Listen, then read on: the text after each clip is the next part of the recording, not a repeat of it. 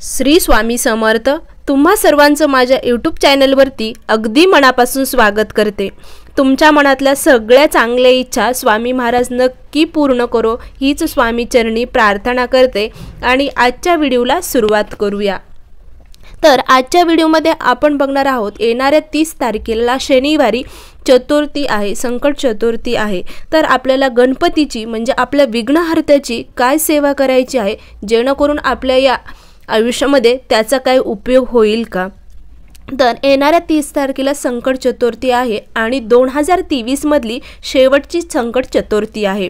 येणाऱ्या म्हणजे नवीन वर्षाची सुरुवात ही गणपती बाप्पाच्या आशीर्वादाने आपण करणार आहोत जेणेकरून आपल्याला येणारं नवीन वर्ष आपल्या जीवनातल्या सगळ्या अडचणी दूर होतील आणि सगळं पूर्ण आयुष्य आपलं चांगलं जाईल।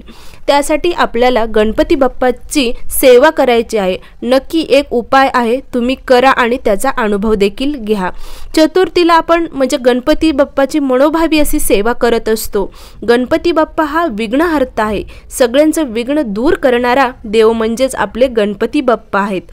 सगळेजण चतुर्थीचा उपवास करतात, प्रार्थना उपासना देखील करतात आणि चतुर्थीच्या दिवशी बऱ्याच महिला वेगवेगळ्या पद्धतीनं उपासना करत असतात, हे व्रत करतात। हे व्रत हे प्राचीन व्रत आहे जे की प्रत्येक महिला पुरुष हे दोघेही व्रत करतात। कोण फक्त मोदकाची चतुर्थी धरतं तर कोणी आपलं संध्याकाळी चंद्राचे दर्शन करून मग उपवास सोडत असते। उपवास करताना गणपती बाप्पाची पूजा अर्चा देखील नैवेद्य वगैरे अर्पण करूनच मग उपवास सोडतात। तर अशाच आपल्याला या चतुर्थीच्या दिवशी एक उपाय करायचा आहे आणि आपल्याला गणपती बाप्पाची सेवा देखील करायची आहे। जर तुम्ही ही सेवा केली भक्तीने आणि श्रद्धेने मनोभावाने जर सेवा केली तर येणारे 2024 नवीन वर्ष नक्कीच तुमच्यासाठी चांगलं ठरेल। तर काय सेवा करायची? गणपती बाप्पाला आवडीचा वस्तू म्हणजे दुर्वा आहे। आपल्याला गणपती बाप्पाला ह्या दुर्वा व्हायच्या आहेत। तर ह्या दुर्वा कशा प्रकारे व्हायच्या, किती व्हायच्या, कोणता मंत्र म्हणायचा हे बघण्यासाठी व्हिडिओ पूर्णपणे बघा। चला तर मग व्हिडिओला स्टार्ट करते। तर आपल्याला 21 दुर्वा घ्यायच्या आहेत, म्हणजे 21 दुर्वाची एक पेंडी होती तशा तुम्हाला 21 पेंड्या घ्यायच्या आहेत। कसं आहे ना, या दिवशी उपासना बरोबर म्हणजे उपवास तर आपण करणारच आहोत, उपासना बरोबर म्हणजे उपवासाबरोबर उपासनेला देखील महत्त्व असतं, त्यासाठी सेवेला सुद्धा महत्त्व आहे। सेवा देखील करणं अत्यंत गरजेचं आहे। तुम्ही जर उपवास धरला असेल तर सेवा सुद्धा करणं गरजेचं आहे। तर आपल्याला 21 दुर्वाची म्हणजे आपल्याला माळ तयार करायची आहे आणि सकाळी लवकर उठून संकट चतुर्थीच्या दिवशी सकाळी लवकर उठून स्नान करून देवपूजा करायची आहे आणि अभिषेक देखील करायचा आहे गणपती बाप्पाचा।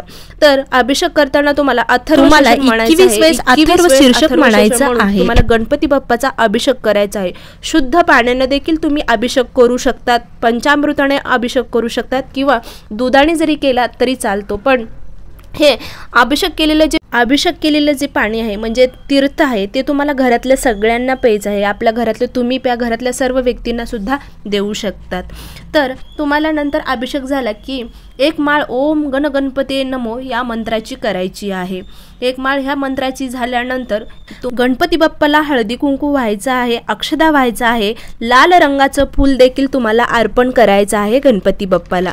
त्यानंतर तुम्हाला हे आपल्याला कशासाठी करायचं तर आर्थिक संकटातून लवकर आपण दूर व्हावं किंवा आपल्याला योग्य तो मार्ग भेटावा म्हणून आपल्याला गणपती बाप्पाची सेवा करायची आहे, कारण गणपती बाप्पा विघ्नहर्ता आहेत।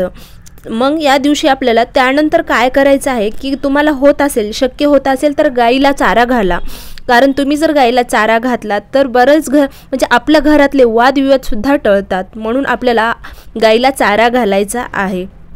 तर उपाय करताना हे जर तुम्ही उपाय केला ना पण तुमच्या मनामध्ये भक्ती श्रद्धा असणे अत्यंत गरजेचं आहे।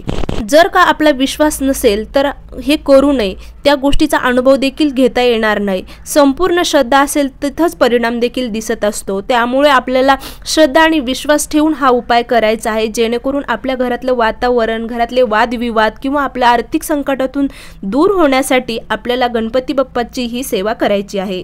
शक्य होत असेल तर तुम्ही गणपती बाप्पाच्या मंदिरात देखील जाऊ शकतात संकट चतुर्थी दिवशी। तिथेही जाऊन गणपती बाप्पांना तुम्हाला दुर्वा अर्पण करायची आहेत, अक्षदा फूल अर्पण करायचं आहे आणि मंदिरात एक वेळेस तुम्हाला अथर्व शीर्षक म्हणायचं आहे आणि एक माळ तुम्हाला ओम गण गणपते नमो या मंत्राची करायची आहे।